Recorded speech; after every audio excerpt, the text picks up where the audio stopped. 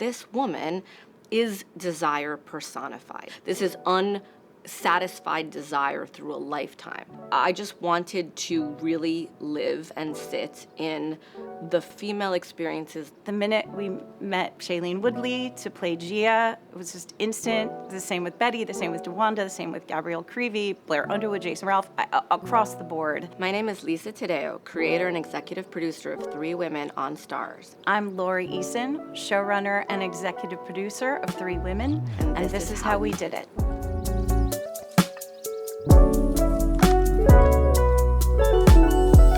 In all of the episodes, there are really key moments of intimacy as we dramatize the big themes of women and desire in the show. And we knew from the beginning it was really important for us to have an intimacy coordinator who could really be a full collaborator with us, that would be on for the whole run of the show and was as integral as a department head. And we were very, very lucky to work with Claire Warden, who is a leader in the field. She was the first intimacy coordinator on Broadway. Her ability to make them feel safe, but also to say, look, I'm making you feel safe. I might be making you feel more safe than you want to feel. So if you want to go above and beyond, just know that I'm here supporting whatever. And Claire being there for all of those moments between Gabby Creevy and Jason Ralph, like those were some seriously intense scenes. And to hold the notion of this being Maggie's love story while also this is a crime, to have those two things was so wildly important to me and to the directors. And I think without Claire, I don't know where we would be, but she was magical. I want you to fly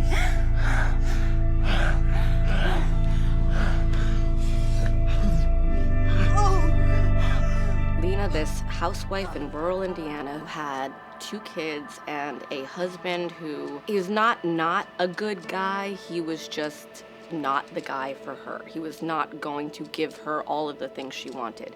When I met Lena, she was still wanting something. She had desire like a high school girl. When her husband told her he no longer wanted to kiss her on the mouth, it was such a shocking thing to hear. And Lena just wanted to kiss someone. I think Lena's story is like the story of life. So Three Women is nonfiction book and based on real women, but the only woman who uses her real name is Maggie Wilkin. We felt a great responsibility to do her story right, to do justice. I talk to Maggie probably every day. She's one of my close friends and a sister, in fact. Maggie had allegedly, I've been trained to say allegedly had a relationship with her high school English teacher who was married with kids when she was a sophomore and junior in high school. When she brought the charges against him, the entire world essentially believed him and not her. As we were making the transition from the book to TV, one of the things we really talked about is how do we have the text that she exchanged with the English teacher as emotionally impactful as you get in the book. They sort of lift off the screen and then they get bigger. And then there's a very, very pivotal moment. She's starting to pull away and realize that this relationship is maybe not the best thing for her, and the teacher knows that. Yeah, I gotta go, okay?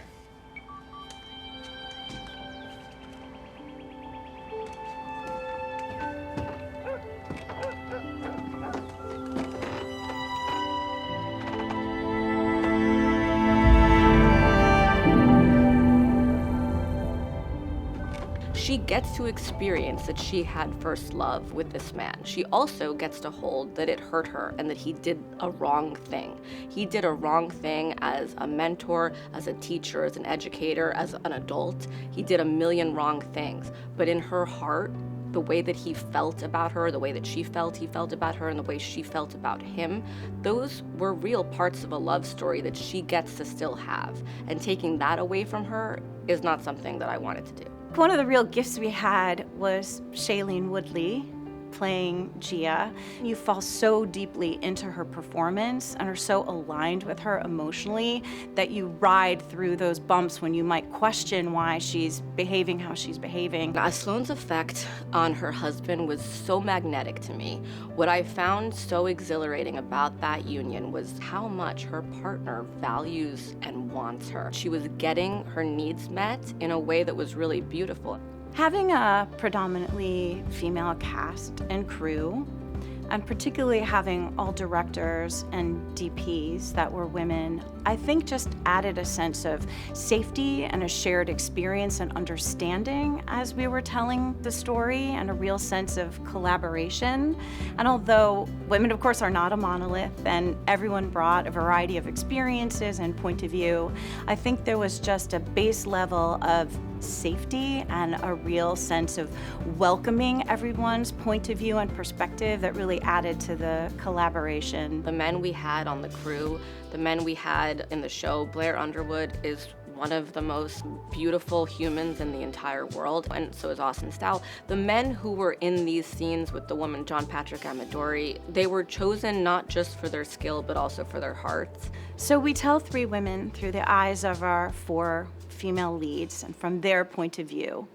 But it was really important that we made sure that the male characters were as dimensional and complicated as our female leads. The most important thing for me to convey to the audience for these women's stories was that it wasn't that they were all women's stories, it was that they were these 3 specific women's stories. The reason I wanted to tell it in such detail and with utter honesty and transparency is because I think it is having details that moves us to empathize with other people and their lives. We need people to tell us their stories so that we can listen to them.